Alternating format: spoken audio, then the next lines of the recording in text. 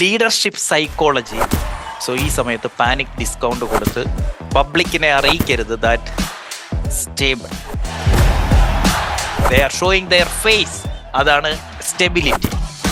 അറിയിക്കാനുള്ളത് ആരാണ്, എടാ എന്താണ് അവിടെ പ്രബോധ്, എന്താണ് അവിടെ സംഭവിച്ചുകൊണ്ടിരിക്കുന്നത്, ഇവിടെ എന്തൊക്കെ കുലുങ്ങിയെന്ന് പറഞ്ഞാലും ഉലയാതെ നിൽക്കുന്നത്.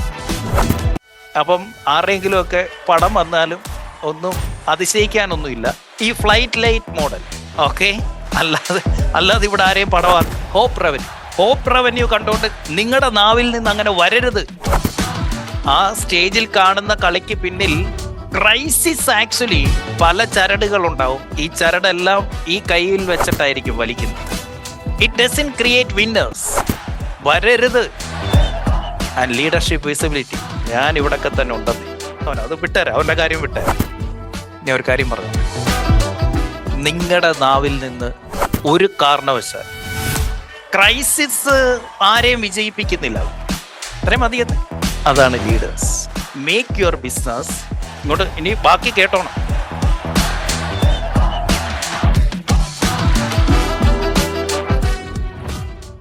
Think like a commander.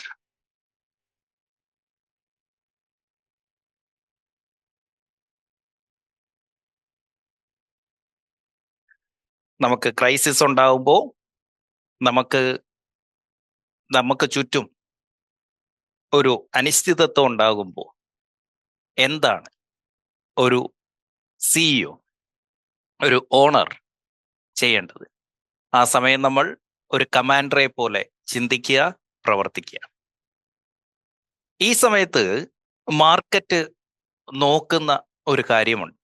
അത് നമ്മളുടെ കോമ്പറ്റീറ്റേഴ്സും നമ്മുടെ സ്റ്റാഫും നമ്മളുടെ വെൻഡേഴ്സും ബാങ്കും ഗവൺമെന്റും കസ്റ്റമേഴ്സും എല്ലാവരും ഉറ്റുനോക്കുന്ന ഒരു കാര്യമുണ്ട്. ആ ക്രൈസിസ് ഉണ്ടാകുന്ന സമയത്ത് ആരാണ്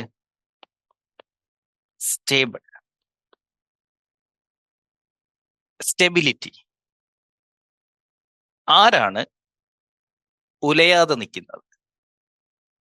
ഈ കൊടുങ്കാറ്റിൽ ഏതൊക്കെ കപ്പലാണ് ഉലയാതെ നിൽക്കുന്നത് എന്ന് മാർക്കറ്റ് ഉറ്റുനോക്കുന്നുണ്ട്. അതുകൊണ്ട് തന്നെ ഒരു ക്രൈസിസ് ഉണ്ടാകുന്ന സമയത്ത് ആരാണ് ചീപ്പസ്റ്റ് എന്ന് നോക്കത്തില്ല, ആരാണ് ട്രെൻഡിങ് എന്ന് നോക്കത്തില്ല. അവിടെ മെഷർ ചെയ്യപ്പെടുന്നത് ഹു വിൽ സർവൈവ്, ആരൊക്കെ ഇതിനെ അതിജീവിക്കും എന്നുള്ളതാണ്. ഹു വിൽ ഡെലിവർ, ആർക്കൊക്കെ ഈ സമയത്തും യാതൊരുവിധ തടസ്സങ്ങൾ കൂടാതെയും അവരുടെ സർവീസ് ചെയ്യാൻ പറ്റുന്നു എന്നുള്ളതാണ് മാർക്കറ്റ് നോക്കുന്നത്. ആരൊക്കെ ഇവിടുന്ന് തുടച്ചു നീക്കപ്പെടുന്നില്ല എന്നുള്ളതാണ് അവർ നോക്കുന്നത്.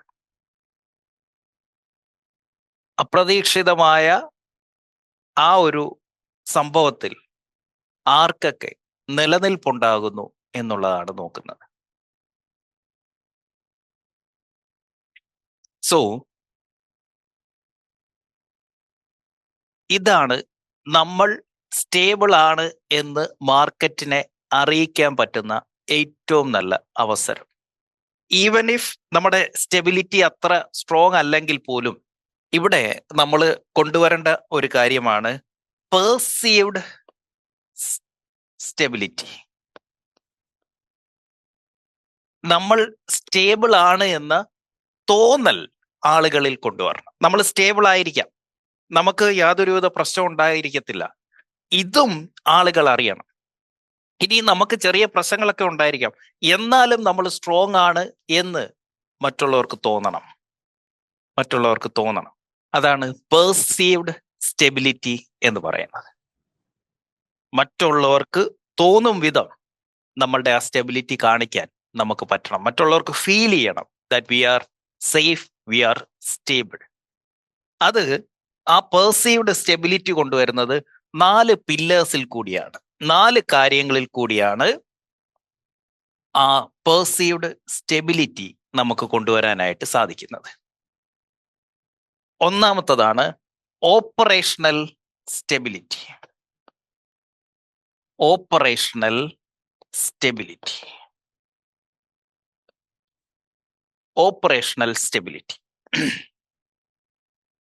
കസ്റ്റമേഴ്സ് കാണണം ദാറ്റ് യു ആർ ഓപ്പൺ.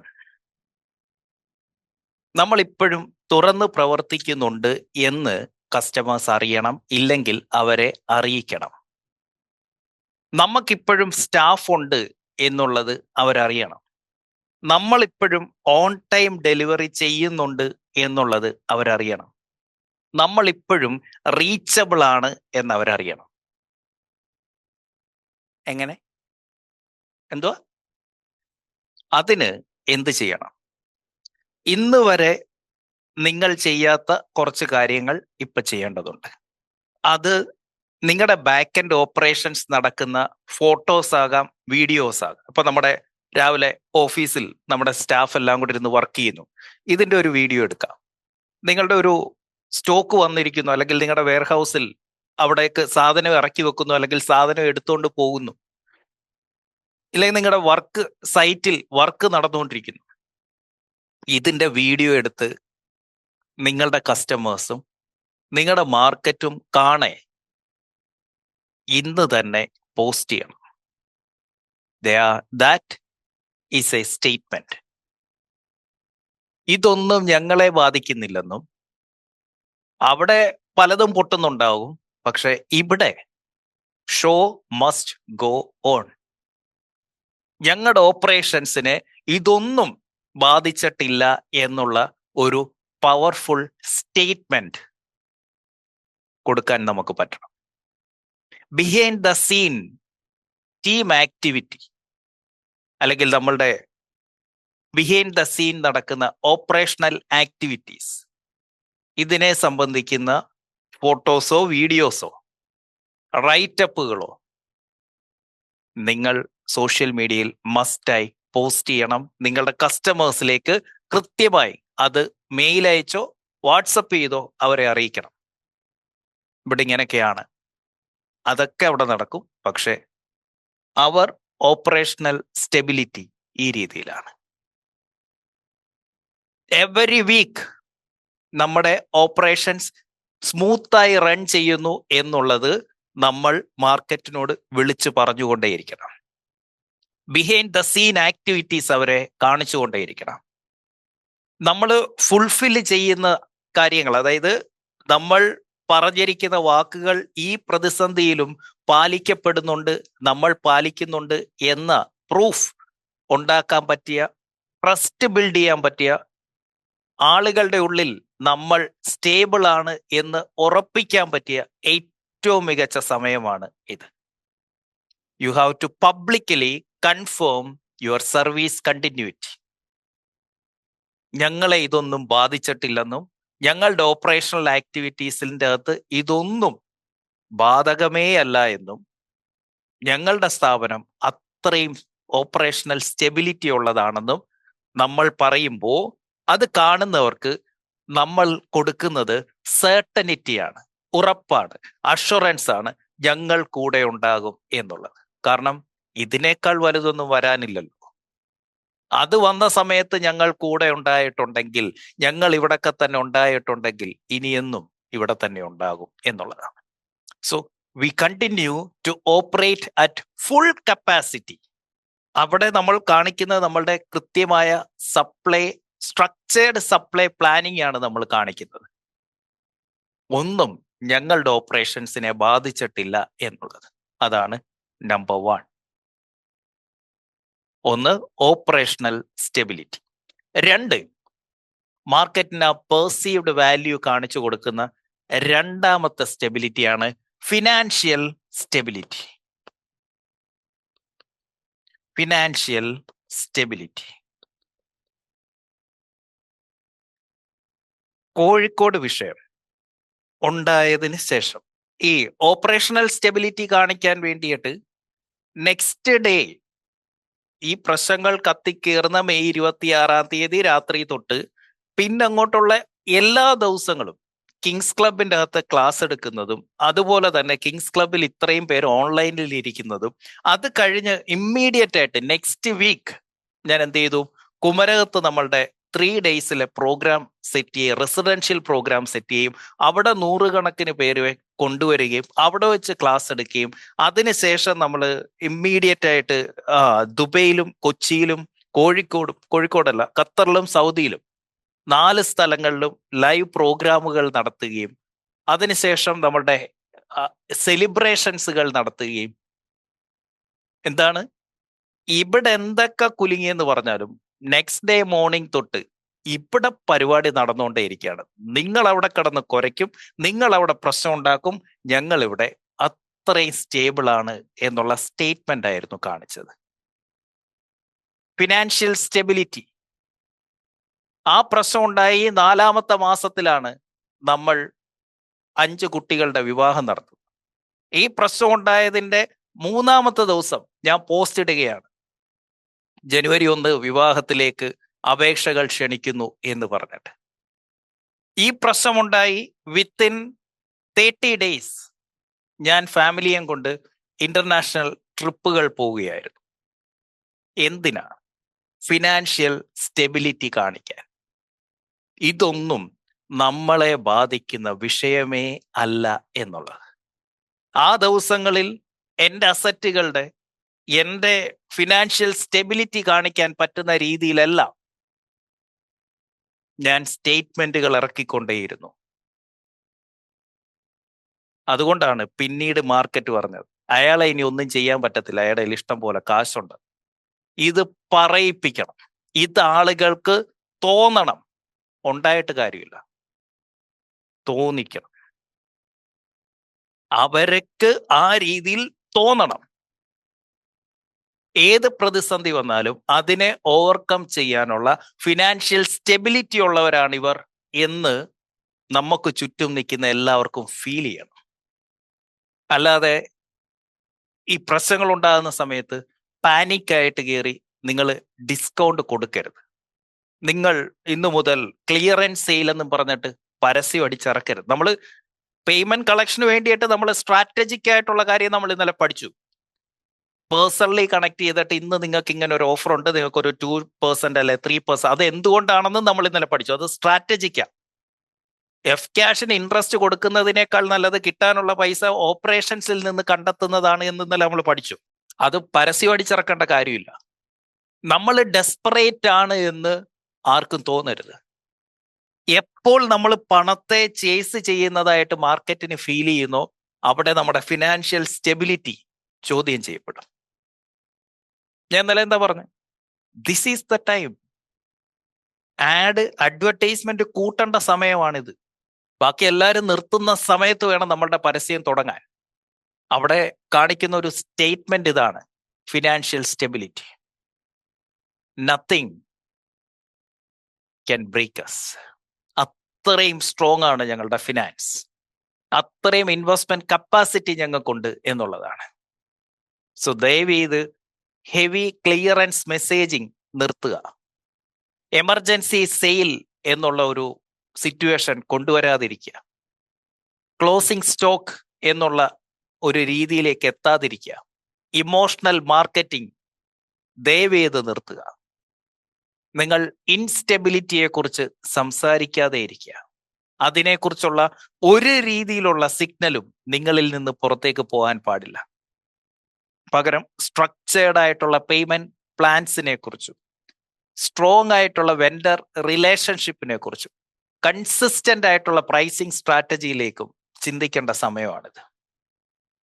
കാരണം എപ്പോൾ നമ്മൾ ഡിസ്കൗണ്ട് കൊടുത്തിട്ട് അഗ്രസീവായി മാറുന്നോ അവിടെ it is A signal that shows your weakness. നമ്മൾ വീക്കാണ് എന്ന് കാണിക്കുന്ന ഏറ്റവും മികച്ച സിഗ്നലാണ് അത്. സോ ഈ സമയത്ത് പാനിക് ഡിസ്കൗണ്ട് കൊടുത്ത് പബ്ലിക്കിനെ അറിയിക്കരുത് ദാറ്റ് നിങ്ങൾക്ക് കാശ് വേണം എന്ന്. കാശുണ്ട് എന്നവർക്ക് ഫീൽ ചെയ്യുന്ന രീതിയിലായിരിക്കണം ഇത് ചെയ്യട്ടെ. അന്ന് ആ ഫിനാൻഷ്യൽ സ്റ്റെബിലിറ്റി കാണിക്കാൻ വേണ്ടി തന്നെയാണ്.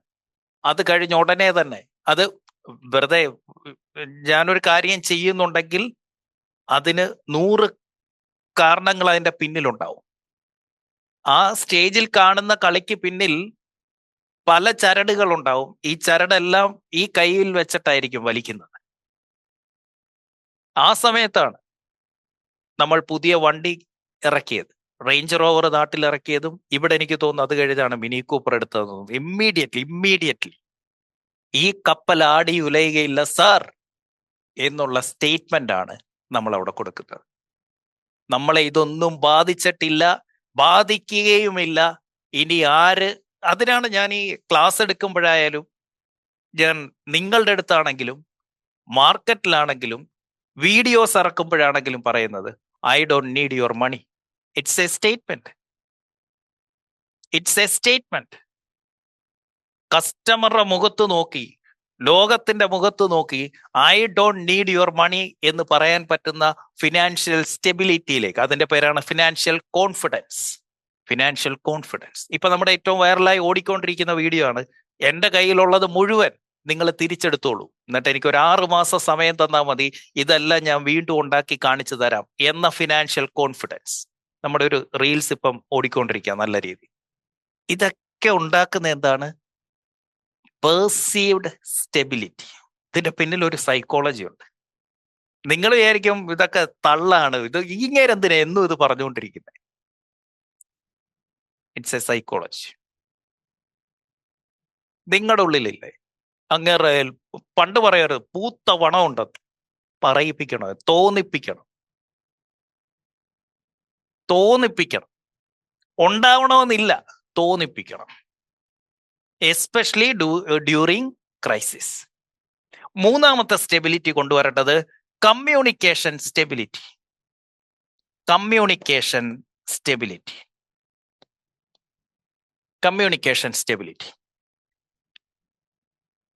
ക്രൈസിസ് ഉണ്ടാകുന്ന സമയത്ത്, പ്രതിസന്ധികൾ ഉണ്ടാകുന്ന സമയത്ത് നിങ്ങൾ സൈലന്റ് ആയി പോയാൽ it creates doubt. Silence creates doubt. എഴുതിക്കോ, യുവർ സൈലൻസ് ക്രിയേറ്റ്സ് ഡൗട്ട്. ഇനി എന്താണ് നമ്മുടെ ആക്ഷൻ പ്ലാൻ? നിങ്ങൾ ഇനി എന്ത് ചെയ്യണം? ഒരു കാരണവശാലും ആളുകൾ എന്തൊക്കെ കളിയാക്കിയാലും ഇപ്പൊ മറുപടി കൊടുക്കണ്ട. ഇതൊക്കെ നമ്മളുടെ പ്രവൃത്തിയിൽ കൂടി നമ്മൾ മറുപടി കാണിക്കുകയും. സൈലന്റ് ആവരുത്. സൈലന്റ് ആവേണ്ടടുത്താവണം.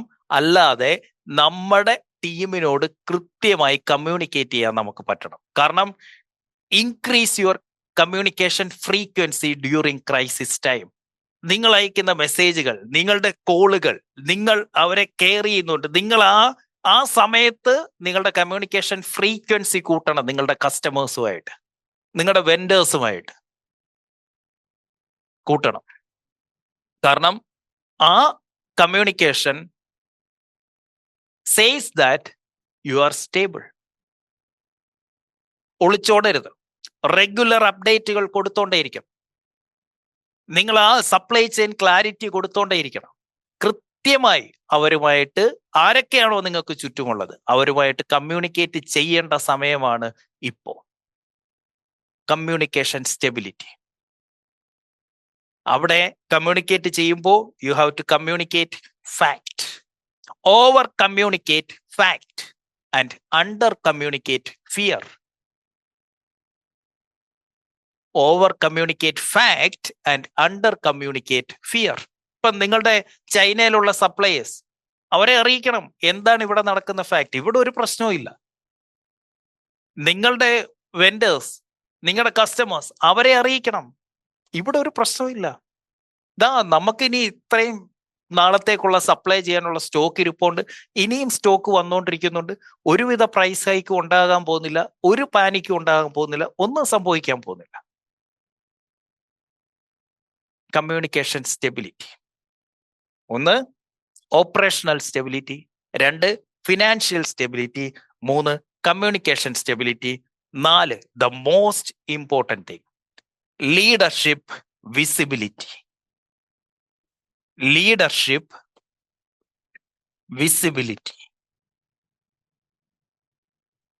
ഈ രാജ്യം ഇതിനേക്കാൾ വലിയ പ്രശ്നങ്ങളൊക്കെ നേരിട്ടിട്ടുള്ളതാണെന്നേ. ഇവിടെ ഒരു വിലക്കയറ്റം ഉണ്ടാകാൻ പോകുന്നില്ല. ഇവിടെ നിങ്ങൾ പാനിക്കാണ്ട യാതൊരു കാര്യമില്ല. ഇതിനെയൊക്കെ ഓവർകം ചെയ്യാൻ പറ്റുന്ന കപ്പാസിറ്റി ഉള്ളവരാണ് ഈ നാടിന്റെ നമ്മളെ നയിക്കുന്നവർ. അവർ നോക്കിക്കോളൂ. നമ്മൾ ഇതിലൊന്നും പാനിക് ആവേണ്ട കാര്യമില്ല എന്ന് ഒരു ലീഡറിന്റെ രൂപത്തിൽ വന്നിരുന്ന് വിസിബിളായി വന്നിരുന്നു കൊണ്ട് സ്റ്റേറ്റ്മെന്റ് പറയുകയാണ്. കാരണം during challenges customer trust face than your logo. Dubai ഞങ്ങൾ ഭയങ്കര സംഭവമാണ് എന്നും പറഞ്ഞിട്ട് പത്രസമ്മേളനത്തിൽ സ്റ്റേറ്റ്മെന്റ് ഇറക്കുകയല്ല ചെയ്തത്. ദുബൈ സംഭവമാണ് എന്ന് ദുബൈ മാളിൽ കൂടി രാജാവും കുടുംബവും നടന്ന് കാണിച്ചു തരികയാണ്. പ്രസിഡന്റും പ്രധാനമന്ത്രിയും ഉൾപ്പെടെയുള്ളവർ നടന്ന് പബ്ലിക്കലി കാണിച്ചു തരികയാണ് ഇവിടെ ഒരു പ്രശ്നവും ഇല്ലാതെ. They are showing their face. അതാണ് ലീഡർഷിപ്പ് വിസിബിലിറ്റി. ഇത് നാലും ഇപ്പോ ദുബൈ ചെയ്യുന്നുണ്ട്. അവിടെ ക്ലിയർ ആയിട്ടുള്ള ഓപ്പറേഷണൽ സ്റ്റെബിലിറ്റി അവർ കാണിക്കുന്നുണ്ട്. അവരുടെ ഫ്ലൈറ്റ് പൊങ്ങുന്നതും ഇവിടെ ഒരു പ്രശ്നവും ഇല്ലെന്നുള്ളതും ഷെയ്ഖ് സായി റോഡിലെ തിരക്കും ഗോൾഡ് സൂക്കിലെ തിരക്കും ഒക്കെ കാണിച്ചുകൊണ്ട് കണ്ടിന്യൂസ് വീഡിയോസ് ഇറങ്ങുന്നുണ്ട്. ഫിനാൻഷ്യലി ഇതൊന്നും നമ്മളെ ബാധിക്കുന്ന പ്രശ്നമേ അല്ല എന്നുള്ള സ്റ്റേറ്റ്മെന്റുകൾ വന്നുകൊണ്ടേയിരിക്കുന്നുണ്ട്. ക്ലിയർ ആയിട്ട് അവർ കമ്മ്യൂണിക്കേറ്റ് ചെയ്യുന്നുണ്ട്. ഓക്കെ, പ്രശ്നം ഉണ്ടെങ്കിൽ ഓക്കെ, ഏതാണ്ട് ഒരു സാധനം വരുന്നുണ്ട്, ഇപ്പൊ അതിനെ പൊട്ടിക്കും, അതുകൊണ്ട് തൽക്കാലം 2 മിനിറ്റിലത്തേക്ക് എല്ലാവരും ഒന്ന് അകത്തോട്ടൊന്ന് സേഫ് ആയിക്കും കേട്ടോ, ഒരു പ്രശ്നമില്ല. അത് ഫോളോ ചെയ്യാതെ അത് കാണാൻ പോകുന്നവനായി പണി കിട്ടുന്നത്. അതല്ലാതെ അവർ പറയുന്ന കേൾക്കുന്ന ആർക്കും ഇവിടെ ഒരു പ്രശ്നവുമില്ല. അപ്പം ആരുടെയെങ്കിലും ഒക്കെ പടം വന്നാലും ഒന്നും അതിശയിക്കാനൊന്നുമില്ല. ഇവന്മാർ അതിന്റെ പിന്നാലെ പോകുന്നത് കൊണ്ട് പടമാകുന്നതാ. ഓക്കെ, അല്ലാതെ ഇവിടെ ആരെയും പടമാക്കാൻ ആർക്കും ഇവിടെ പറ്റത്തില്ല. അങ്ങനെ ഒരു രാജ്യമായത്. സോ ലീഡർഷിപ്പ് വിസിബിലിറ്റി അത് കൊണ്ടുവരണം. You have to speak. നിങ്ങൾ റീഅഷ്വർ ചെയ്യണം. You have to show your commitment. നിങ്ങളുടെ ടീം അവരെന്തൊക്കെ പറഞ്ഞെന്ന് പറഞ്ഞാലും അവർ പാനിക്കായിരിക്കുകയാണ്. നിങ്ങളുടെ സ്റ്റാഫ് അവരോട് പറയണം, നിങ്ങളുടെ ജോലിയൊന്നും ഇത് ബാധിക്കാൻ പോകുന്നില്ല, നമ്മുടെ ബിസിനസ്സിനെ ഇതൊന്നും ബാധിക്കാൻ പോകുന്നില്ല, ഇതൊന്നും ഒരു പ്രശ്നമില്ല. നിങ്ങളെ ഏൽപ്പിച്ചിരിക്കുന്ന പണി നിങ്ങൾ കൃത്യമായിട്ട് ചെയ്തോ, ബാക്കി കാര്യം ഞാൻ നോക്കിക്കോളാം. ഒരു ലീഡർ സ്ട്രോങ് ആയിട്ട് ടീമിനോടൊന്ന് കമ്മ്യൂണിക്കേറ്റ്. ഇവരുടെയൊക്കെ ഉള്ളിൽ ഭയമുണ്ട്, നമ്മുടെ ബിസിനസ്സിനെ ഇത് ബാധിക്കുമെന്നും അവന്റെ ലൈഫിനെ, അവന്റെ സാലറിയെ, അവന്റെ ജീവിതത്തെ ഇത് ബാധിക്കുമോ എന്ന ഭയം ഇവർക്ക് എല്ലാവർക്കും ഉണ്ട്. So you have to show that commitment. ഒരു ഷോർട്ട് വീഡിയോ നിങ്ങൾ സ്ട്രെയിറ്റ് ആയി വന്നിരുന്നുകൊണ്ട് സംസാരിക്കുന്ന ഒരു വീഡിയോ നിങ്ങളുടെ ടീമിനും നിങ്ങളുടെ കസ്റ്റമേഴ്സിനും വെൻഡേഴ്സിനും ഒക്കെ വേണ്ടിയിട്ട് ഒരു പവർഫുൾ ആയിട്ട് സംസാരിച്ചുകൊണ്ടുള്ള ഒരു ലീഡർഷിപ്പ് വിസിബിലിറ്റി കൊണ്ടുവരണം. It will strengthen customer relationship. Personally ക്ലയൻസിനെ വിളിക്കണം, അവർക്ക് സപ്ലൈയുടെ അഷുറൻസ് കൊടുക്കണം. ഞാൻ ഒരു കാര്യം പറഞ്ഞോട്ടെ, നിങ്ങളുടെ നാവിൽ നിന്ന് ഒരു കാരണവശാൽ ഇതിനെ ഭയക്കുന്നുണ്ടെന്നോ ഇതിനി എന്തായി തീരുമെന്നുള്ള ഒരു വെപ്രാളം നിങ്ങൾക്കുണ്ടെന്നോ, നമ്മളുടെ ഫിനാൻസിനെ ഇത് ബാധിക്കുമോ, നമ്മളുടെ മുന്നോട്ടേക്കുള്ള കാര്യങ്ങളെ ഇത് ബാധിക്കുമോ എന്ന ടെൻഷൻ നമുക്കുണ്ടെന്ന് നമ്മുടെ വീട്ടുകാർക്ക് പോലും തോന്നരുത്. അതാണ് ഇപ്പൊ കാണിക്കേണ്ട ലീഡർഷിപ്പ് ക്വാളിറ്റി. അതിന് നല്ല ആളുകളുമായിട്ട് സഹകരിക്കും, പോസിറ്റീവ് ആളുകളുമായിട്ട് സഹകരിക്കും. അറിയിക്കാനുള്ളത് ഇവിടെ ദുബൈയിലുള്ളവരോടാ അറിയിക്കാനുള്ളത് അവർ നാഷണൽ എമർജൻസി അലേർട്ടായിട്ട് അറിയിച്ചോളൂ, മറ്റേതങ്ങ് നിർത്ത്. കാരണം during crisis leadership psychology becomes a strategic asset. Leadership psychology ഇപ്പോ ഒരു സ്ട്രാറ്റജിക് അസറ്റ് ആണ്. You have to stay calm, clarity കൊണ്ടുവരിക, ഡയറക്ഷൻസ് കൊടുക്കുക. അങ്ങനെ ഈ ക്രൈസിസിൽ പോലും നമ്മുടെ കമ്പനി സ്റ്റേബിൾ ആണ് എന്ന് ആളുകൾക്ക് ഫീൽ ചെയ്യുന്ന രീതിയിൽ ഒരു ലീഡർക്ക് പ്രവർത്തിക്കാൻ സാധിച്ചാൽ it also becomes A competitive advantage. അല്ലാതെ ലീഡർ പാനിക് ആയാൽ, ലീഡർ ഈ ഭയപ്പെടുത്തുന്ന കാര്യങ്ങൾ സ്പ്രെഡ് ചെയ്തുകൊണ്ടിരുന്നാൽ നിങ്ങളുടെ നാവിൽ നിന്ന് അങ്ങനെ വരരുത്. എന്നെ വീട്ടിൽ നിന്ന് അമ്മ വിളിക്കും, അച്ഛൻ വിളിക്കും, അല്ലെങ്കിൽ ചേട്ടൻ വിളിക്കും. ഇവരൊക്കെ വിളിച്ചിട്ട് അവര് സ്നേഹം കൊണ്ടാണ്, ഭയപ്പെടുന്ന കാര്യങ്ങളാണ് അവർ ഇവിടെ എന്താ പ്രശ്നം? ഇവിടെ എന്തോ കുഴപ്പം? ആർക്ക്? ഇതാ ഞാനിപ്പോഴും ക്ലാസ് കഴിഞ്ഞ് ഇങ്ങോട്ട് വന്നേ, പിള്ളേർ കണ്ട അവിടെ മുറ്റത്ത് നിന്ന് കളിക്കുന്നു, അവള് ഡാൻസിന് പോയേക്കും. ഇതാ നമ്മള് മായാസ് വേൾഡിന്റെ ഇന്റീരിയർ വർക്ക് നടന്നുകൊണ്ടിരിക്കും. These all are statements. നിങ്ങൾ ധൈര്യത്തേരി നമ്മളിതാ, നിങ്ങൾ നിലവിലുള്ളതിന് എന്തെങ്കിലും പറ്റുമോ എന്ന് നോക്കുമ്പോഴാണ് നമ്മൾ ഇവിടെ പുതിയത് ഇനി ഇൻവെസ്റ്റ് ചെയ്തുകൊണ്ടിരിക്കുന്നത് എന്നുള്ളത് ഒരു ലീഡറിന്റെ സ്റ്റേറ്റ്മെന്റ് ആണ്. എന്റെ സ്റ്റാഫിനെ കുറിച്ച് നിങ്ങളൊന്ന് ആലോചിച്ച്, അഖിലിനായിക്കോട്ടെ ടീമിനായിക്കോട്ടെ, എന്താ അവർക്ക് കൊടുക്കുന്ന സന്ദേശം? ഇതൊന്നും സാറിനെ ബാധിക്കുക, സാർ ഇതൊന്നും മൈൻഡ് ചെയ്യത്തില്ല. So crisis actually it doesn't create winners. Crisis ആരെയും വിജയിപ്പിക്കുന്നില്ല. പകരം ക്രൈസിസ് എന്താണ് ചെയ്യുന്നത്? ഇറ്റ് റിവീൽസ് ആരൊക്കെയാണ് ഇവിടെ പ്രിപ്പയർഡ് ആയിട്ടിരുന്നത് എന്നുള്ളതിന്റെ തെളിവാണ് ക്രൈസിസ് കാണിച്ചു തരുന്നത്. Crisis reveals who was prepared.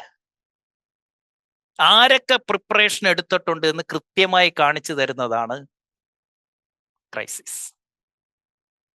ആ പ്രിപ്പറേഷൻ കൊണ്ടുവരാനാണ് നമുക്ക് സാധിക്കേണ്ടത്. പ്രതീഷ്?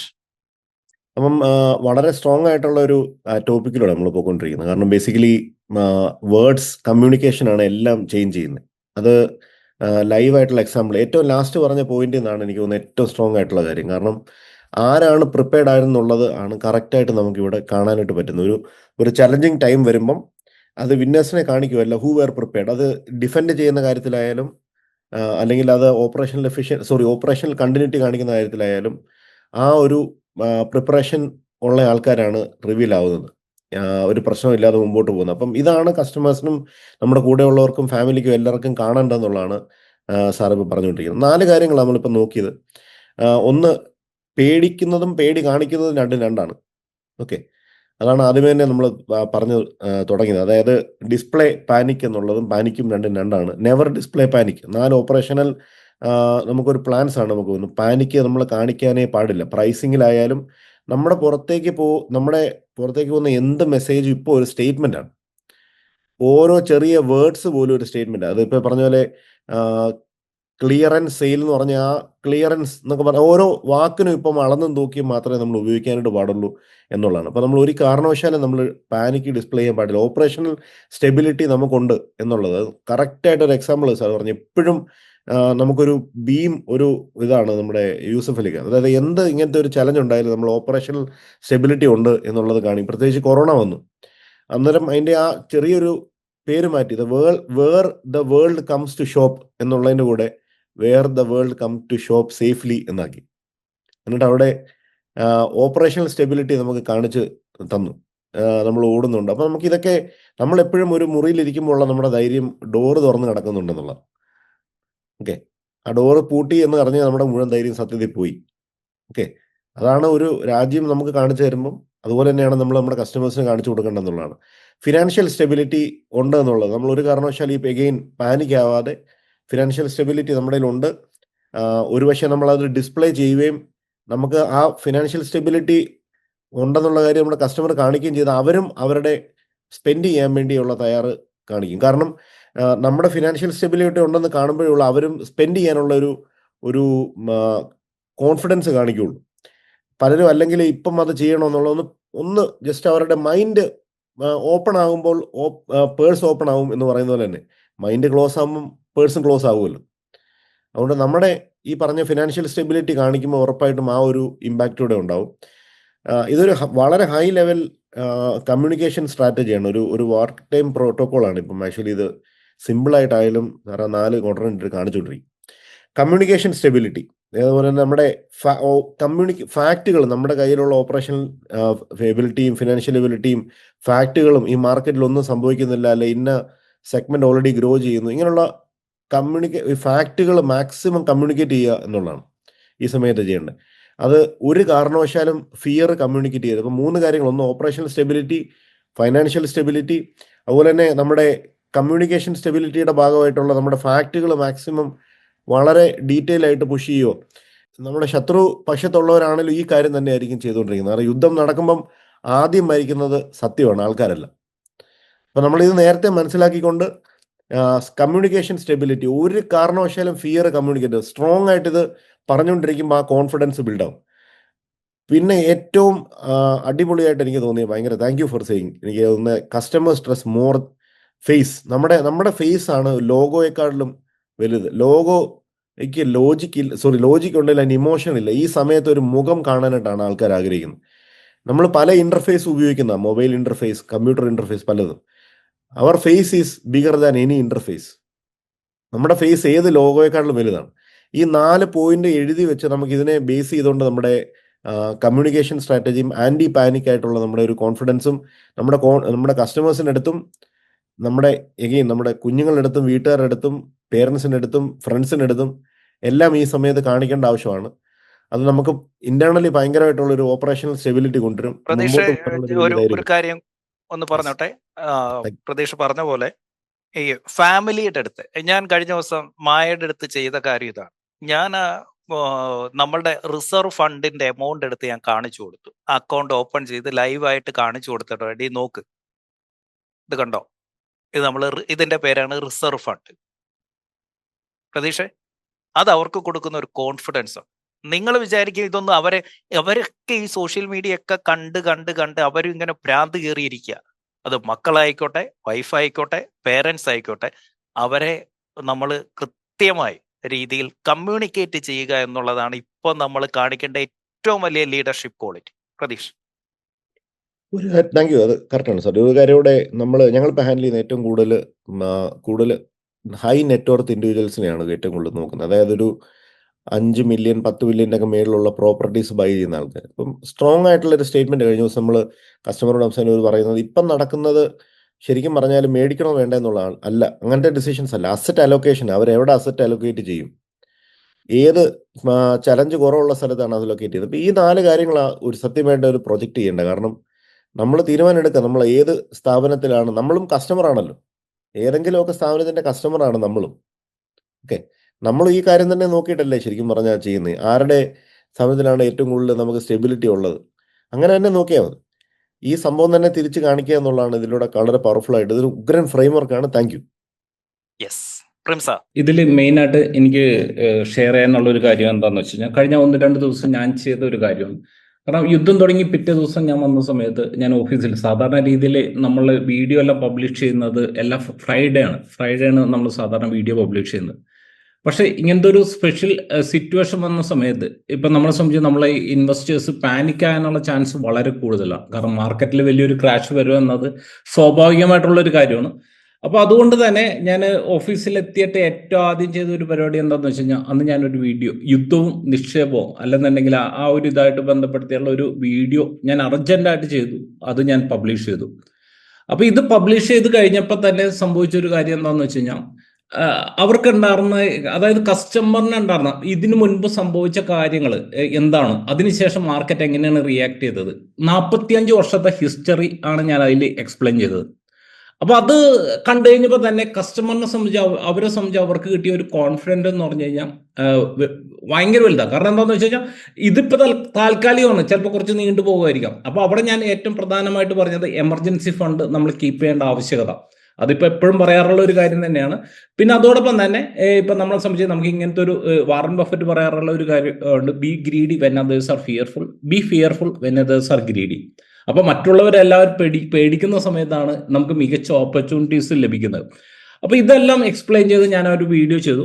അതുകൊണ്ടുള്ള ഗുണം എന്താണ് സംഭവിച്ചതെന്ന് വെച്ച് കഴിഞ്ഞാൽ, നമുക്ക് നമ്മളുടെ RMസിലേക്ക് വരുന്ന കുറെ കോൾസ് ഈ ഒരു വീഡിയോയിലൂടെ തന്നെ നമുക്ക് ഇല്ലാതാക്കാൻ സാധിച്ചു. അതിനുശേഷം ഞാൻ ഇന്നലെ രാത്രി 9 മണിക്ക്, സാധാരണ ഞാൻ കസ്റ്റമറായിട്ട് ഒരു Q&A സെക്ഷൻസ് അധികമൊന്നും ചെയ്യാറില്ല.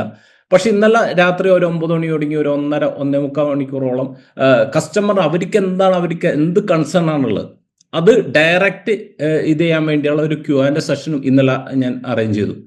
അപ്പോൾ അതുകൊണ്ട് തന്നെ ഏകദേശം ഒരു കുറേ പേര്, ഒരു 50-60 പേരോളം ആ ഒരു Q&A സെഷനിൽ പാർട്ടിസിപ്പേറ്റ് ചെയ്തു. അപ്പോൾ അവർക്കുണ്ടായിരുന്ന എല്ലാ കൺസേണും ഇപ്പം എൻ്റെ അടുത്ത് ഡയറക്റ്റ് ചോദിച്ച് ക്ലിയർ ചെയ്യാനുള്ള, അതായത് ഇങ്ങനത്തെ ഒരു ടഫായിട്ടുള്ളൊരു സിറ്റുവേഷൻ വന്ന സമയത്താണ് നമ്മൾ നേരിട്ട് കസ്റ്റമറിന് മുമ്പിൽ അവൈലബിൾ ആണ്. എല്ലാം സ്മൂത്തായിട്ട് പോകുന്ന സമയത്ത് അവരെ സംബന്ധിച്ച് അവർക്ക് നമ്മളുടെ ആവശ്യമില്ല. പക്ഷെ ഈ ടഫായിട്ടുള്ള സിറ്റുവേഷനിൽ നമ്മൾ അവരുടെ കൂടെ ഉണ്ടെന്ന് തെളിയിക്കുക എന്നത് വളരെ പ്രധാനപ്പെട്ട ഒരു ഘടകമാണ്. അത് തന്നെയാണ് സാർ ഇന്ന് പറഞ്ഞത്. നമ്മൾ ഈ സമയത്തൊക്കെ നമ്മളൊന്ന് അനലൈസ് ചെയ്യണം നമ്മുടെ ബിസിനസ് മോഡലിനെ.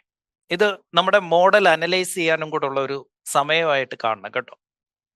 നമ്മൾ ഇതുവരെ എടുത്തിരിക്കുന്ന, ഞാൻ എപ്പോഴും ഓരോ ക്രൈസിസ് വരുന്ന സമയത്തും അതിനെ ഒരു മെഷറിംഗ് ടൂളായിട്ടാണ് കാണാറുള്ളത്. എപ്പോഴൊക്കെ കാര്യങ്ങൾ സ്മൂത്തായി പോയിട്ടുണ്ട്, അപ്പം എന്തെങ്കിലും ഒരു പണി എനിക്ക് കിട്ടിയിട്ടുണ്ട്, ആ പണിയാണ് ആക്ച്വലി എന്നെ വളർത്തിയിട്ടുള്ളത്. ഓക്കെ, അപ്പം കാരണം ആ പണി കിട്ടുന്ന സമയത്ത് നമ്മൾ നമ്മൾ ചില കാര്യങ്ങൾ നമ്മൾ പഠിക്കുമെങ്കിലും നമ്മൾ അതിനെ കറക്റ്റായിട്ട് ഉപയോഗിക്കുന്നുണ്ടോ എന്നുള്ളതാണ്. അവിടെ what went right, what went wrong and what need to be corrected. എന്തൊക്കെ കറക്റ്റായിട്ട് നടക്കുന്നു, എവിടൊക്കെ തെറ്റിയിട്ടുണ്ട്, എന്തൊക്കെ കറക്റ്റ് ചെയ്യേണ്ടതുണ്ട്, എന്തൊക്കെ കറക്റ്റായിട്ട് നടക്കുന്നു, എന്തൊക്കെ തെറ്റുന്നു, എന്തൊക്കെ ഇത് അനലൈസ് ചെയ്യേണ്ട ഒരു സമയമാണ്. ഫോർ എക്സാമ്പിൾ, നമ്മുടെ ബിസിനസ്സിനെ എത്രയും നമ്മൾ പറയാറുണ്ട് ഫ്ലൈ ലൈറ്റ് മോഡലിലേക്ക് മാറ്റുക എന്നുള്ളത്, നമ്മളുടെ ചിറകിന്റെ ഭാരം കുറയ്ക്കുക എന്നുള്ളത്. ഇപ്പൊ ഞാൻ പറഞ്ഞല്ലോ, ഞാൻ മായയുടെ പാഷനാണ്, മായയ്ക്ക് വേണ്ടിയിട്ട് ചെയ്തു കൊടുക്കുകയാണ്, അവള് എൻഗേജ്ഡ് ആകാൻ വേണ്ടി ചെയ്യാണ്. ഇതൊക്കെ ആണെങ്കിലും അവിടെ നമ്മൾ ഈ പഠിക്കുന്ന കാര്യങ്ങളൊക്കെ എങ്ങനെ നടപ്പാക്കണമെന്ന് കൃത്യമായി നോക്കിക്കൊണ്ടിരിക്കുക.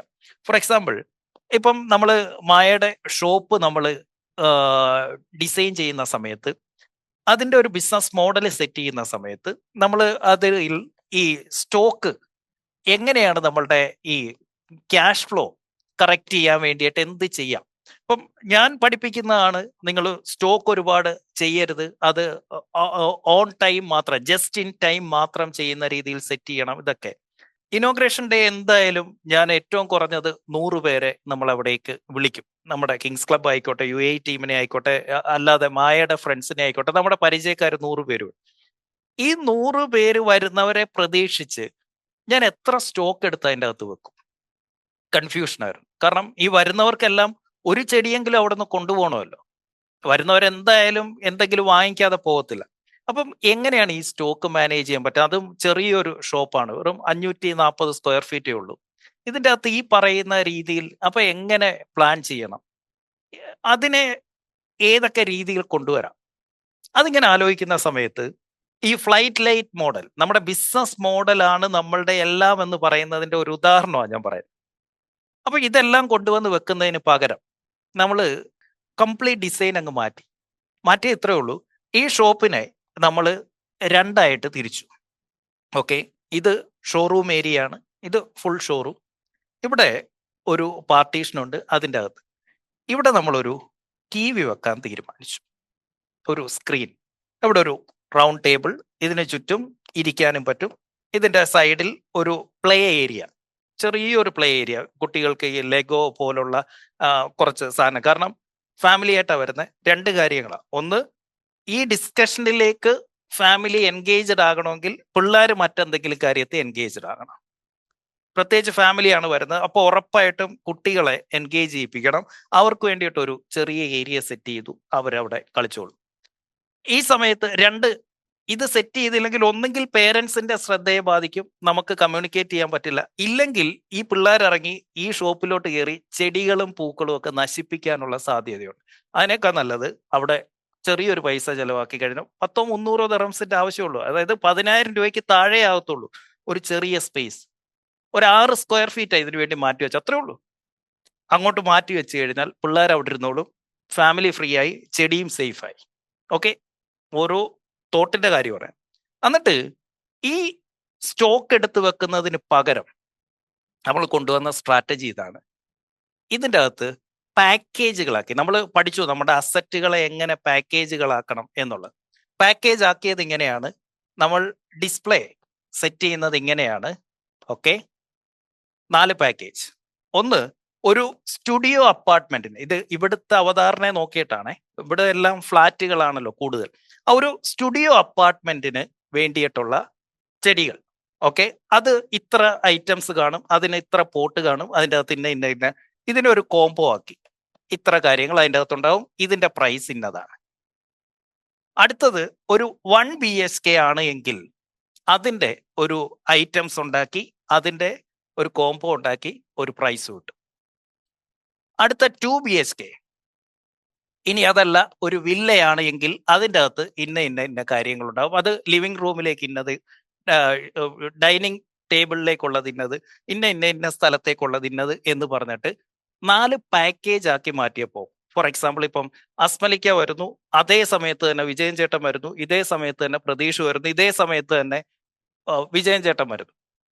നിങ്ങൾ വന്നു, അപ്പൊ തന്നെ ഈ പറയുന്ന 4 പേർക്ക് തരാനുള്ള സാധനവും കാര്യങ്ങളും ഒന്നും ഇതൊക്കെ എടുത്തു വെക്കുക എന്ന് പറഞ്ഞു കഴിഞ്ഞാൽ റിസ്ക്കാ. നിങ്ങൾ വന്നില്ലെങ്കിലോ, നിങ്ങൾ മേടിച്ചില്ലെങ്കിലോ എന്ത് ചെയ്യും? പകരം ഈ ഡിസ്പ്ലേ പ്ലസ് ഈ ടി വിക്കകത്ത്, ഈ ടി വി കാണിക്കുന്ന ഇതാണ്, ഇത് ഈ ലിവിംഗ് റൂമിലാണെങ്കിൽ ഇതെങ്ങനെയായിരിക്കും വരുന്നത്? ഇപ്പൊ ഇവിടെ നമ്മൾ ചെടി കാണിക്കുന്നുണ്ട്, ലൈവായിട്ട് ആ സ്റ്റാൻഡിൽ നമ്മൾ കാണിക്കുന്നുണ്ട്, ഇന്നതാണ് ആ കോംബോയി വരുന്നത്.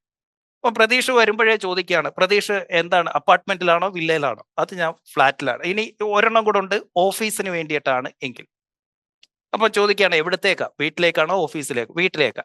വീടാണെങ്കിൽ എങ്ങനെയാ, എത്ര ബെഡ്റൂമാ? 2 ബെഡ്റൂം. എങ്കിൽ ഇനി വാ സാറേ, ദാണ്ട് ഇതാണ് സംഭവം, ഇത് വരുന്നത് ഇങ്ങനെയാണ് എന്ന് പറഞ്ഞിട്ട് ഇവിടെ കൊണ്ടുവന്ന് ഇരുത്തിയിട്ട് കാണിച്ചു കൊടുക്കുകയാണ്. പ്രതീഷ് ഈ പേയ്മെന്റ് തന്നിട്ട് പോകുന്നു. പ്രതീഷ് ഈ പേയ്മെന്റ് തരുന്നു, ഓർഡർ ചെയ്തു, പരിപാടി കഴിഞ്ഞു. പ്രതീഷിനോട് കമ്മിറ്റ് ചെയ്യാണ് 48 അവേഴ്സിനുള്ളിൽ നമ്മുടെ ടീം ഇത് കൊണ്ടുവന്ന് അവിടെ സെറ്റ് ചെയ്ത് ലൈറ്റ് അറേഞ്ച് ചെയ്ത് കറക്റ്റ് ആക്കി വേണ്ട രീതിയിൽ അത് സെറ്റ് ആക്കി വെച്ചിട്ട് പോയിക്കോളും. നിങ്ങൾ ഇത് കൊണ്ടുപോയി കഴിഞ്ഞാൽ അത് പ്രശ്നങ്ങളുണ്ടാകും, നിങ്ങൾക്ക് ഇത് വെക്കാൻ അറിയത്തില്ല, ലൈറ്റ് നോക്കണം, ഇതൊക്കെ നോക്കിയിട്ട് വേണം സെറ്റ് ചെയ്യാൻ, ഇത് ഞങ്ങൾ കൊണ്ടുവന്ന് അവിടെ വെച്ചോളാം. ഇതെന്തിനാണെന്നറിയോ? പ്രതീഷ് ഓർഡർ ചെയ്തിട്ട് പോയി കഴിയുമ്പോഴാണ് എൻ്റെ സപ്ലയറുമായിട്ട് ഞാൻ ഉണ്ടാക്കിയിരിക്കുന്ന എഗ്രിമെന്റ് എന്താണെന്നറിയോ? ഞാൻ എടുക്കുന്ന ഓർഡർ ഞാൻ നിങ്ങൾക്ക് പ്ലേസ് ചെയ്യും, വിത്തിൻ 24 അവേഴ്സ് ഈ സാധനം ആ പറയുന്ന സ്ഥലത്ത് എത്തിച്ചോണം. ഇങ്ങോട്ട് ഇനി ബാക്കി കേട്ടോണം. ഇവിടുന്ന് പ്രതീഷ് എനിക്ക് തരുന്ന പേയ്മെന്റ് അപ് ഫ്രണ്ട്, ഇയാളുമായിട്ടുള്ള എൻ്റെ ടേംസ് 30 days, 30 ദിവസം കഴിഞ്ഞ് പൈസ കൊടുത്താൽ മതി. എങ്ങനെ? എന്തുവാ? വിജയൻ ചേട്ടൻ വന്നാലും അസ്മലിക്ക വന്നാലും പ്രതീഷ് വന്നാലും അറ്റ് എ ടൈം എത്ര പേര് വന്നാലും ഇവിടെ സ്റ്റോക്കിന്റെ ആവശ്യമില്ല. ഇവിടെ ഈ 4 or 5 ഡിസ്പ്ലേയുടെ ആവശ്യമുള്ളൂ. ബാക്കി പരിപാടി എല്ലാം സ്ക്രീനിൽ കാണിക്കുന്നുണ്ട്. ഓർഡർ തരിക, പൈസ തരിക, സപ്ലയറെ വിളിച്ചു പറയും, അവിടുന്ന് സാധനം അവിടെ എത്തിച്ചോളും. എന്നിട്ട് ഇത് സെറ്റ് ചെയ്യാൻ വേണ്ടി മാത്രം ഞാൻ മായയും സനീഷിനെയും കൂടെ അവരവരുടെ വീട്ടിലോട്ടൊന്ന് വിടും. എന്തിനാ? റിലേഷൻഷിപ്പ് ബിൽഡ് ചെയ്യാൻ, വേറൊന്നിനുമല്ല, റിലേഷൻഷിപ്പ് ബിൽഡ് ചെയ്യാൻ. എന്നിട്ട് മായയോട് പറഞ്ഞിരിക്കുന്ന ഇതാണ്, രമേശിനെയും കൂടെ ഇങ്ങോട്ട് വിളിപ്പിക്കുന്നുണ്ട്. പറഞ്ഞ ഇത്രയേ ഉള്ളൂ, വെക്കാൻ പോകുന്നതിന് മുന്നേ അവിടെ ചെന്നിട്ട് ആ റൂമിന്റെ എല്ലാം ഫോട്ടോ എടുക്കണം. ബിഫോർ വെച്ച് സെറ്റ് ചെയ്ത് കഴിഞ്ഞിട്ട് ഒരു ഫോട്ടോ എടുക്കണം. ആഫ്റ്റർ അവരുടെ കൂടെ നിന്നുകൊണ്ട് ഒരു സെൽഫി എടുക്കണം. ഇത്രയും മതി, ഇത്രയും മതിയെന്ന്. Make your business light. Business മോഡലിനെ എങ്ങനെ ലൈറ്റ് ആക്കാൻ പറ്റും, ഇതാ നമ്മൾ ചിന്തിക്കണ്ടേ. എന്തെടുക്കാൻ അത്രയും സ്റ്റോക്ക് കുത്തിക്കയറ്റി അതിൻ്റെ അകത്ത് വെക്കുന്ന? ആര് മേടിക്കുമെന്ന്? നമുക്ക് എന്ത് ഉറപ്പാണ് ഇത് വിറ്റുപോകുമെന്ന്? ഇതൊരു ഹോപ്പ് റവന്യൂ എന്ന് പറയും. എന്താ ഹോപ്പ് റവന്യൂ? ആ റവന്യൂ വരും എന്നുള്ളത് നമ്മുടെ ഒരു ഹോപ്പ് മാത്രം, ഒരു വിശ്വാസം മാത്രം, അല്ലെങ്കിൽ ഒരു തോന്നൽ മാത്രം. ഹോപ്പ് റവന്യൂ കണ്ടുകൊണ്ട് കാശ് ഇറക്കി കളിക്കരുത്.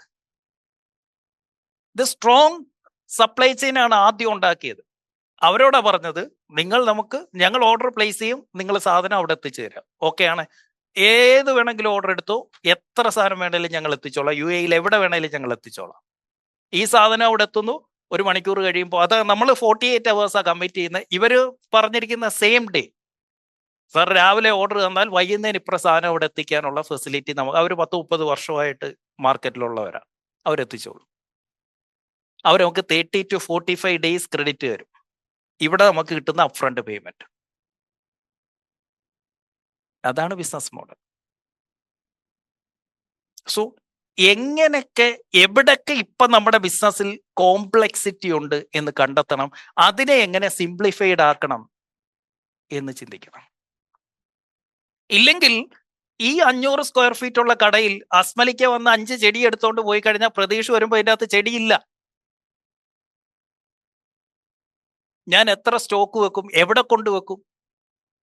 നമ്മൾ പഠിച്ചു കോമ്പിനേഷനെ കുറിച്ചും. അത് എങ്ങനെയാ ചെയ്തതെന്നറിയോ? ഇതെടുത്തിട്ട് UAE പോലുള്ള ഒരു സ്ഥലത്ത് ഈ 2-3 കണ്ടീഷൻസ് ആണ്. ഒന്ന് ഇവിടുത്തെ ക്ലൈമറ്റ്, 2 ഇവിടുത്തെ ആളുകൾക്ക് അന്നേരത്തെ ഒരു ആവേശത്തിന്റെ പുറത്ത് മേടിക്കുന്നത്, ഇത് മെയിൻറ്റെയിൻ ചെയ്യാൻ അവർക്ക് അറിയത്തില്ല.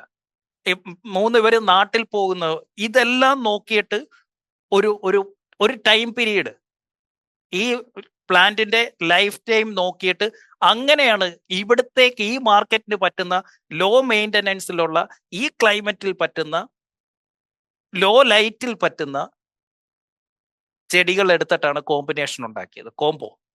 എന്നാൽ അത് പ്രോഫിറ്റബിളും ആയിരിക്കണം, ഈസി ടു ഹാൻഡിൽ ആയിരിക്കണം, ട്രാൻസ്പോർട്ടേഷൻ എളുപ്പമായിരിക്കണം, നമുക്കും അത് മെയിൻ്റനൻസ് എളുപ്പമായിരിക്കണം.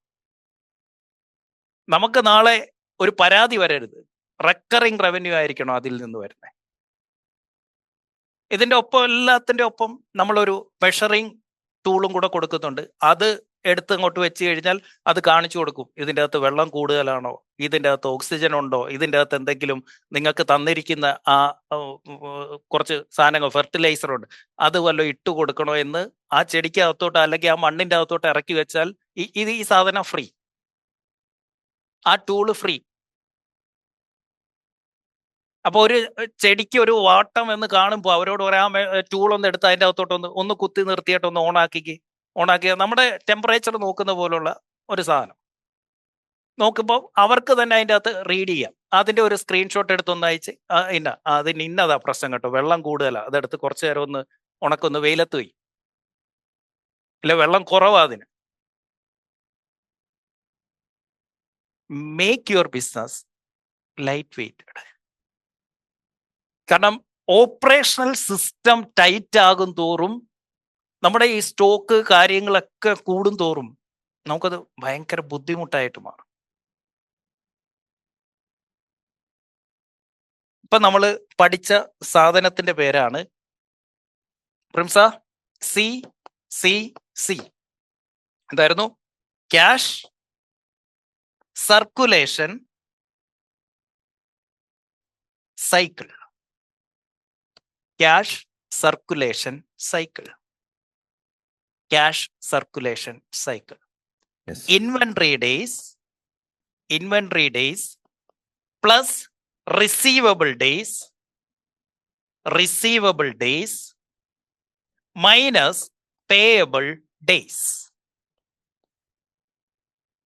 ഒന്നുകൂടെ, cash circulation cycle equals inventory days plus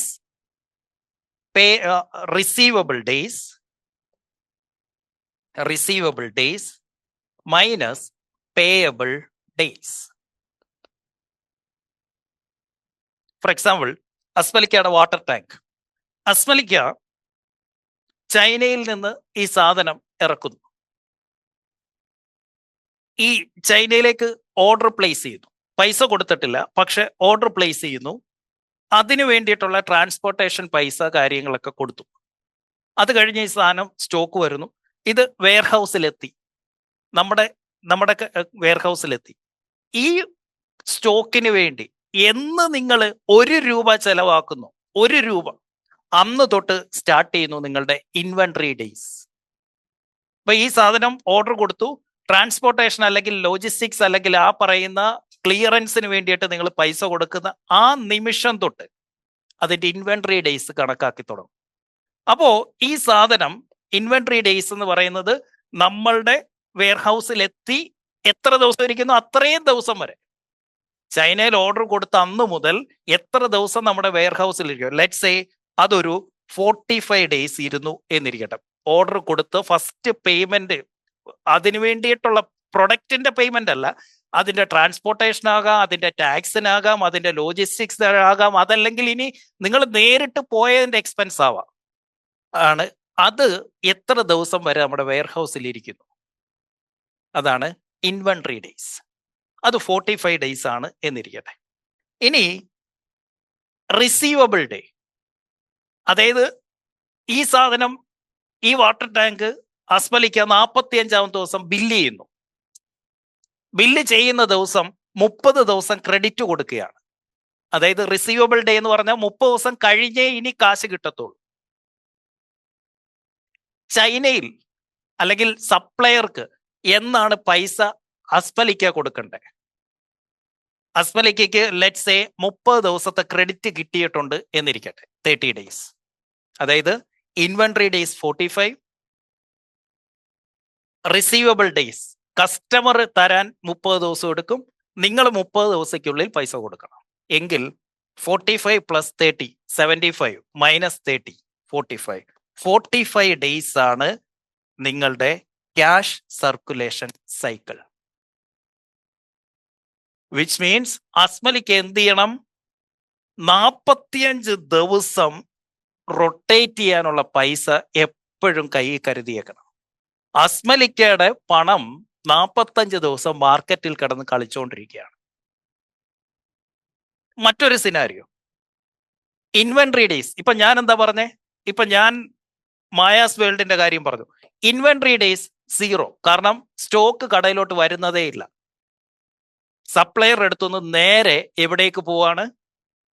കസ്റ്റമറുടെ അടുത്തേക്ക്. ഓക്കെ, അവിടെ 0. റിസീവബിൾ ഡേ, അപ്ഫ്രണ്ട് പൈസ തരികയാണ്. അപ്ഫ്രണ്ട് പൈസ എനിക്ക് കിട്ടുകയാണ്, which is 0. Receivable day same day minus payable day. ഞാൻ 30 ഡേയ്സ് കഴിഞ്ഞ് പൈസ കൊടുത്താൽ മതി. എൻ്റെ cash circulation cycle minus 30 days. വല്ലവൻ്റെയും പൈസ 30 ദിവസം എനിക്ക് റോൾ ചെയ്യാൻ പറ്റും. എൻ്റെ പൈസ വല്ലവരും 45 ദിവസം റോൾ ചെയ്യുന്നു, അവിടെ വല്ലവൻ്റെയും പൈസ 30 ദിവസം ഞാൻ റോൾ ചെയ്യുന്നു. ഒരു 1 മില്യന്റെ സെയിലാണ് ഈ നടക്കുന്നതെന്ന് ഇരിക്കട്ടെ. 1 മില്യന്റെ കച്ചവടം നടക്കുന്ന സമയത്ത് 45 ദിവസം ഇതിന്റെ പലിശയും കാര്യങ്ങളും ഒക്കെ ആര് കൊടുത്തോണ്ടിരിക്കണം? അസ്മലിക്ക കൊടുക്കണം. ഇവിടോ ആ 1 മില്യൺ എന്ന് പറയുന്നത് 30 ദിവസം എനിക്ക് പലിശ ഉണ്ടാക്കി തന്നുകൊണ്ടിരിക്കും. ഇതെത്ര കൂടുന്നോ അത്രയും റിസ്കിലാണ് നിങ്ങൾ. ഇതെത്ര കുറയുന്നോ, എത്ര നെഗറ്റീവിലേക്ക് എത്തുന്നോ അത്രയും സ്ട്രോങ് ആണ് നിങ്ങളുടെ ബിസിനസ്. ഇത് മാത്രം കാൽക്കുലേറ്റ് ചെയ്താൽ മതി. ഇതിനാ നിങ്ങളോട് പറയുന്നത് ഗെറ്റ് പെയ്ഡ് അപ്പ് ഫ്രണ്ട്. അപ്പം ആരിഫ് വിചാരിക്കും ഞാൻ അങ്ങനല്ലല്ലോ, എൻ്റെ സർവീസ് ഇൻഡസ്ട്രി അല്ലേ, എനിക്കിതൊന്നും വരുന്നില്ലല്ലോ. ഉണ്ട് ആരിഫെ, ഉണ്ട്. ആരിഫ് എനിക്ക് വേണ്ടി അല്ലെങ്കിൽ ഒരു കോർപ്പറേറ്റ് കമ്പനിക്ക് വേണ്ടിയിട്ട് ടിക്കറ്റ് എടുക്കും. ആരിഫിന് അവര് തരുന്ന റിസീവബിൾ ഡേയ്സ് 30 ഡേയ്സിലേക്കാണ് റിസീവബിൾ എന്നിരിക്കട്ടെ. ഇവിടെ നിങ്ങൾ അവർക്ക് ഫ്ലൈറ്റ് കമ്പനിക്ക് നിങ്ങൾക്ക് തരുന്നത് 15 ഡേയ്സ് ആണ് എന്നിരിക്കട്ടെ. ഇൻവെന്ററി ഇതിന് വേണ്ടിയിട്ടുള്ള നമ്മളുടെ ഓഫീസ് സെറ്റപ്പ് കാര്യങ്ങൾക്കൊക്കെ വേണ്ടിയിട്ട് നമ്മൾ പൈസ ഇറക്കുന്നുണ്ട്, അത് ഒരു 15 ഡേയ്സ് ആണ് എന്നിരിക്കട്ടെ. എങ്കിൽ 45 മൈനസ് 15 30 ദിവസമാണ് ആരിഫിന്റെ ഫണ്ട് കടന്ന് റോൾ ആവുന്നത്. ഇതെത്ര കുറയ്ക്കാൻ പറ്റും എന്നുള്ളത് ചിന്തിക്കുക. നിങ്ങളുടെ സി എത്ര കുറയ്ക്കാൻ പറ്റും, എങ്ങനെ അത് നെഗറ്റീവ് ആക്കാൻ പറ്റും. എന്തുകൊണ്ടാണ് നിങ്ങൾ ഈ ബിസിനസ് എക്സ്പാൻഷനെ കുറിച്ച് പറയുമ്പോൾ ഞാൻ നിങ്ങളോട് നോ പറയുന്നത്? ഈ 45 ദിവസവും 60 ദിവസവും 90 ദിവസവും കഴിഞ്ഞ്, അല്ലെങ്കിൽ ഇത്രയും ദിവസം നിങ്ങളുടെ ഇത്രയും പൈസ ഉണ്ടോ നിങ്ങളുടെ കയ്യിൽ? അതാണ് എൻ്റെ ചോദ്യം. നിങ്ങൾ ഇനി ഗ്രോ ചെയ്യുമ്പോൾ ഇത്രയും പൈസ ഇത്രയും നാളത്തേക്കും കൂടെ നിങ്ങൾ കയ്യിൽ നിന്ന് കാണണം. അത് ഫിനാൻസ് ഇട്ടിട്ടായിരിക്കാം, അത് കടം മേടിച്ചതായിരിക്കാം, അത് നിങ്ങളുടെ പൈസ ആയിരിക്കാം.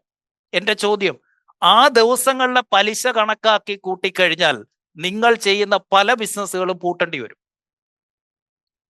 സീരിയസ്ലി, നിങ്ങൾ ലാഭമാണ് ഇപ്പം മനസ്സിലാവുന്നോ?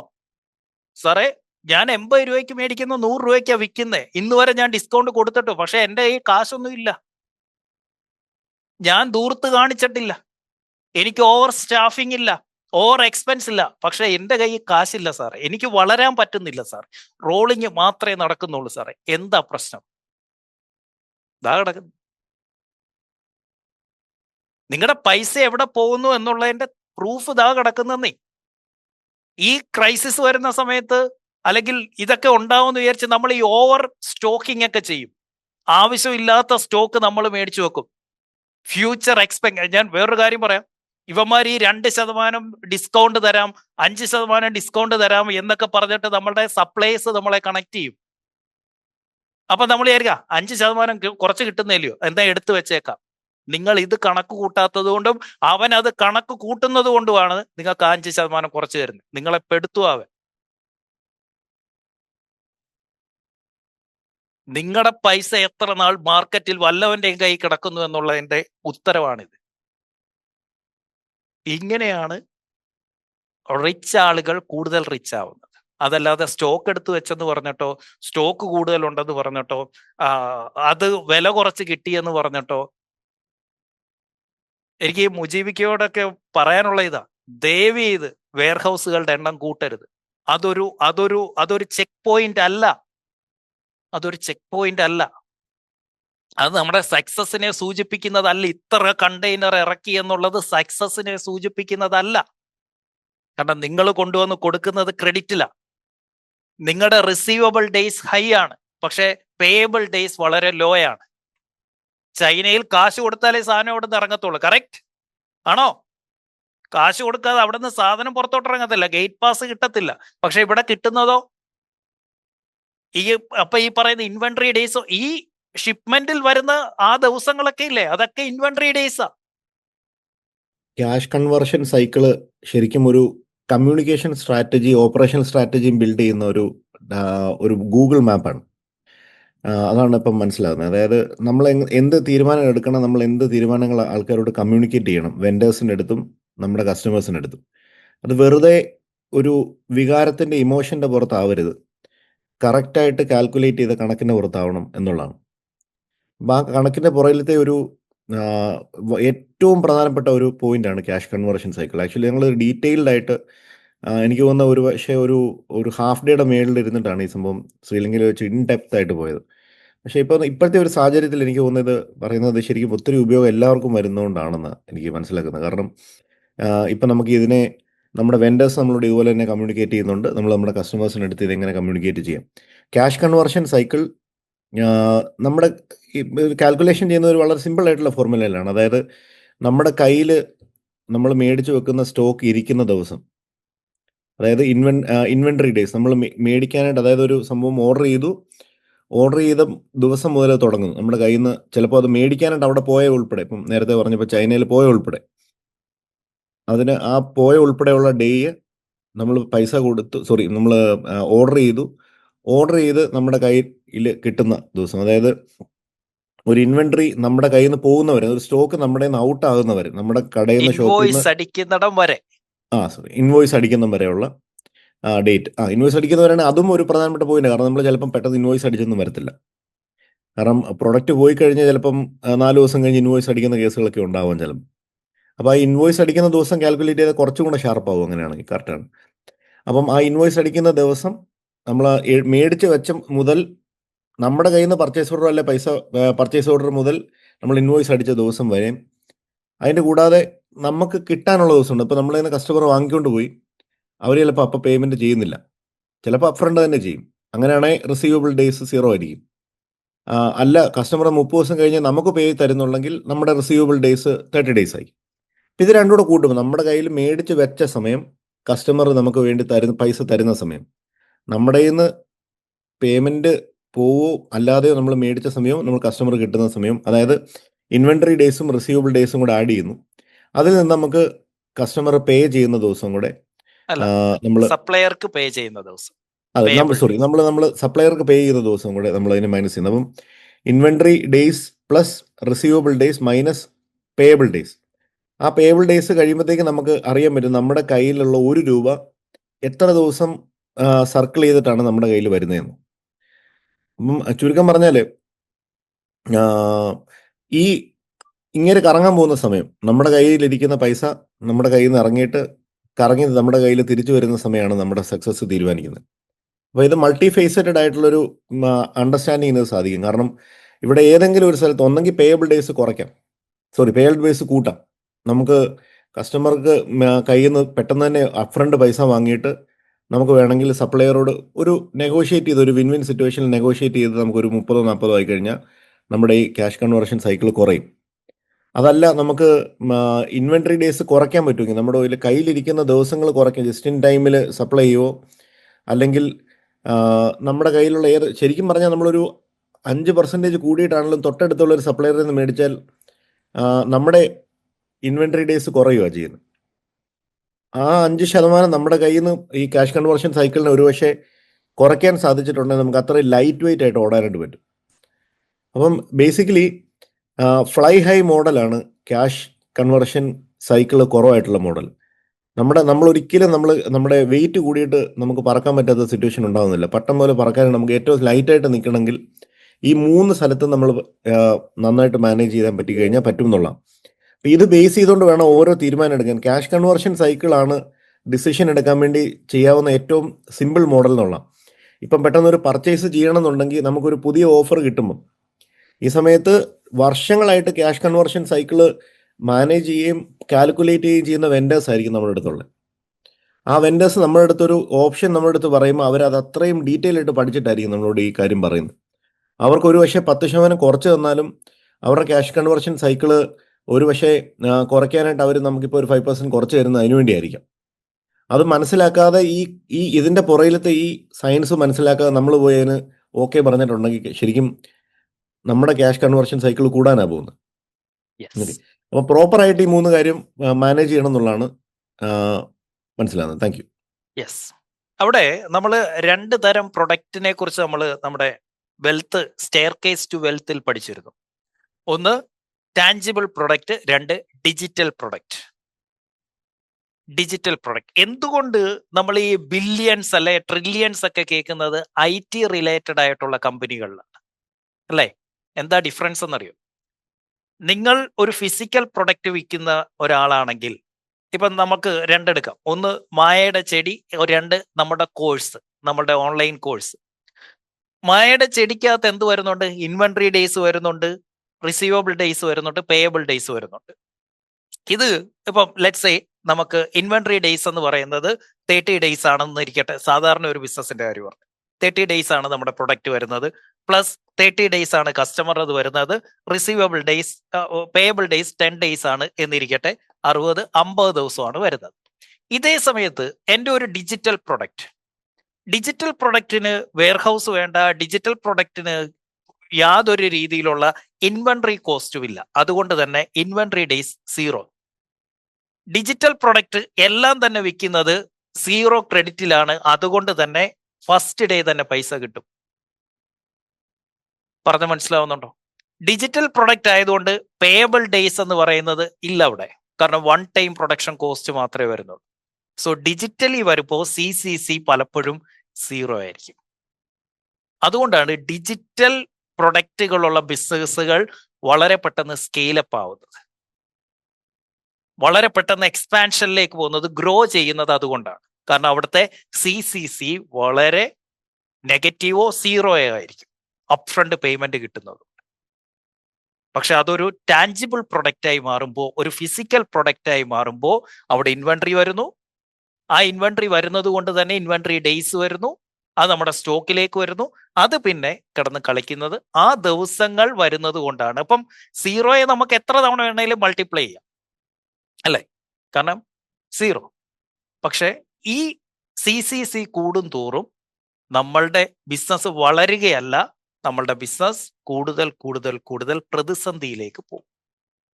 ഇപ്പം മുജീബിക്ക ഇതേ ബിസിനസ് ഇനി UAE-ലോട്ടും കൂടെ എക്സ്പാൻഡ് ചെയ്യുന്ന സമയത്ത് ഈ 140 ദിവസത്തേക്കുള്ള അത്രയും പൈസ, അത്രയും ഹ്യൂജ് ക്യാപിറ്റൽ UAE മാർക്കറ്റിനൂടെ വേണ്ടി കണ്ടോണ്ട് വേണം തുടങ്ങാൻ. കാരണം ഇത് ഇറക്കിയേ പറ്റൂ. 140 ദിവസം മുജീബിക്കയുടെ പൈസ മാർക്കറ്റിൽ കിടന്നാലേ ആ ബിസിനസ് ഉള്ളൂ. അപ്പൊ UAE-ലോട്ട് എക്സ്പാൻഡ് ചെയ്യുമ്പോൾ എന്താ സംഭവിക്കുന്നത്? 140 ദിവസത്തേക്കുള്ള റിസർവ് ഫണ്ട്, അതും ഒരു പ്രൊഡക്റ്റിന്റെ കാര്യമാണ് പറഞ്ഞത്, അതേല 1000 SKU ഉണ്ടെങ്കിൽ സോ CCC ഒന്ന് നോക്കിക്കോ, അത് പരമാവധി കുറയ്ക്കാൻ ശ്രമിക്കും. ഇതൊക്കെ ഈ ക്രൈസിസ് സമയത്ത് ചെയ്യാൻ പറ്റുന്ന കാര്യങ്ങൾ. See you. Thank you. Take care. Bye and love you all.